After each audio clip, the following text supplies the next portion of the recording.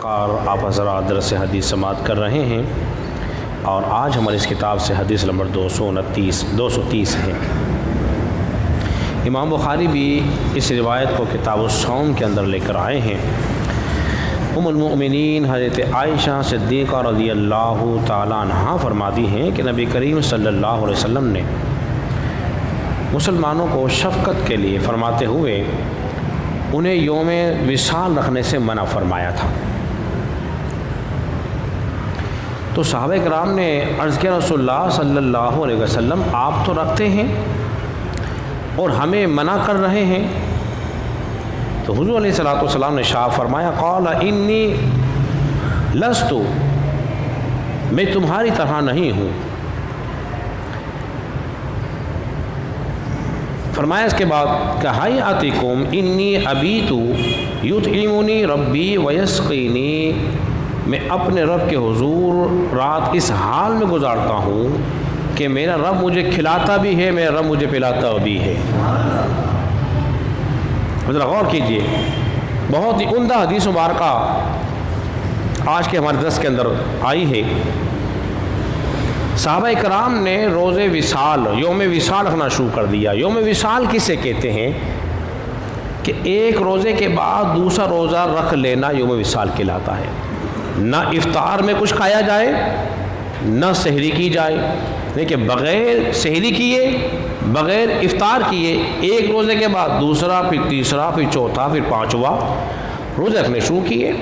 صحابہ کرام کو جب اطلاع ملی کہ حضور تو یوم وصال رکھ رہے ہیں تو کیوں نہ ہم بھی رکھیں۔ جب رکھے تو کمزوری کے آثار ان کے چہرے سے، ان کے جسم سے ظاہر ہونے شروع ہوئے۔ حضور نے پوچھا صحابہ یہ کیا حالت بنا رکھی ہے؟ اگر انسان چند روز تک کچھ نہ کھائے، نہ کچھ نہ پیے تو اس کی کیا حالت ہوگی؟ تو صحابہ کرام نے عرض کیا رسول اللہ صلی اللہ علیہ وسلم ہم بھی آپ کی طرح روزہ رکھ رہے ہیں جس طرح آپ رکھ رہے تھے۔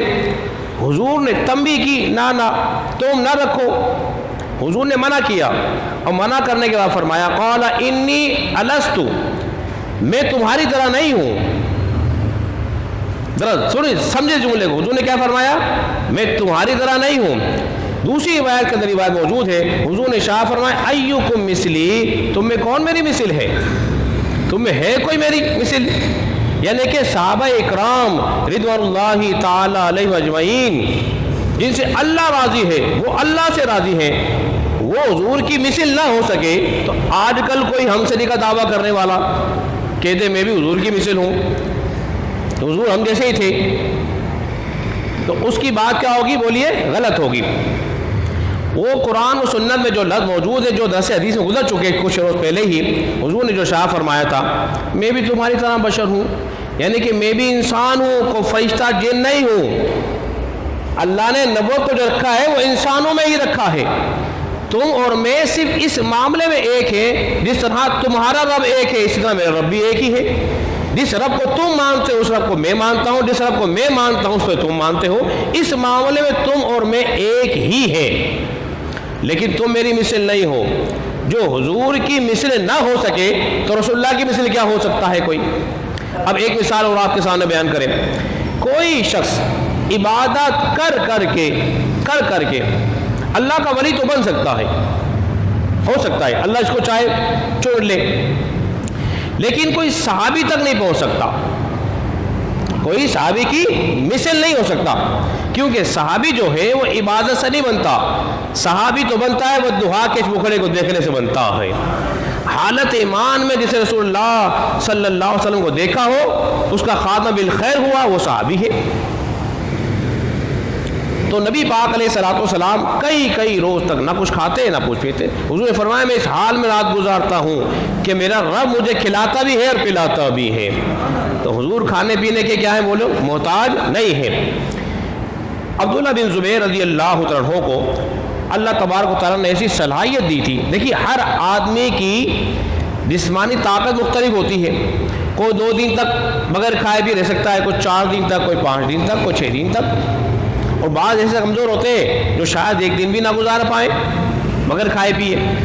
تو عبداللہ بن زبیر رضی اللہ عنہ کو اللہ نے ایسی قوت طاقت عطا فرمائی تھی، وہ 15 دن تک کھائے پیے زندہ رہ سکتے تھے، 15 دن تک چھوڑ دیا کرتے تھے۔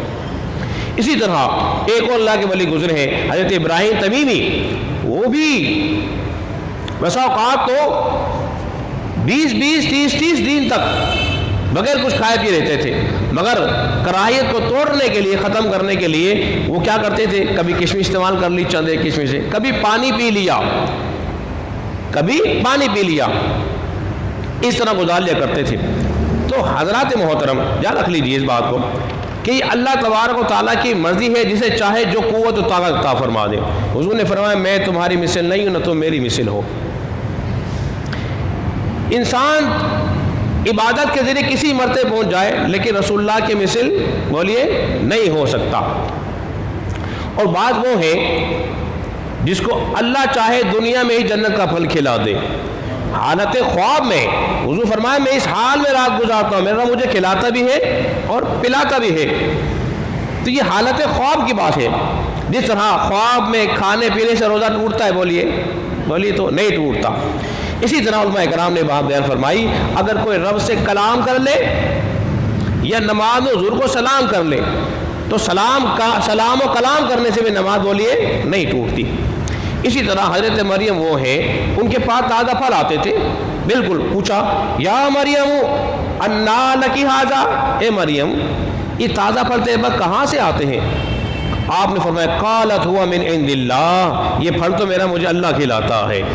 تو جنتی پھل حضرت مریم کو ملے، اور اللہ جسے چاہتا ہے دنیا میں بھی جنت کے پھل کھلا دیتا ہے۔ تو عقیدہ کیا نکلا حدیث کی، اور اس سے کیا بات ثابت ہوئی؟ یہ ہوئی کہ انبیاء اکرام علیہ السلام انسان تو ہوتے ہیں لیکن ہماری مثل نہیں ہو سکتے۔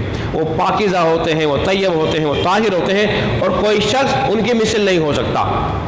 بعد میں یہ کہا کہ بسا اوقات، جیسا علماء دیوبند نے لکھا اپنی کتاب کے اندر، بسا اوقات امتی جو ہے وہ نبی سے بڑھ جاتا ہے، عمل میں بڑھ جاتا ہے۔ بھئی کیسے بڑھ جاتا ہے؟ اب کیا مثال دے رہے ہیں؟ کہتے ہیں کہ دیکھو امتی نے ایک حج کیا، اور نبی پاک نے ایک حج کیا اور امتی نے 2 حج کر لیے تو حضور بڑھ گئے، حضور سے بڑھ گئے۔ یہ ایسا نہیں ہو سکتا، یہ تو سوچ انتہائی کم تر ہے۔ ہم ساری زندگی اگر اپنے سر کو سجدے میں رکھے، سر ہی نہ اٹھائیں، تو حضور کی ایک رت کے مثل برابر بولیے نہیں ہو سکتے۔ تو عقیدہ وہ رکھیے جو قرآن و سنت والا ہے کہ نبی پاک علیہ السلام بے مثل بشر بھی ہے اور نور بھی ہے۔ حضور نے فرما دیا میں تمہاری مثل نہیں ہوں، نہ تم میری مثل ہو۔ اللہ رب العزت کی بارگاہ میں دعا کرے اللہ تعالی ہم سب کو سمجھنے اور عمل میں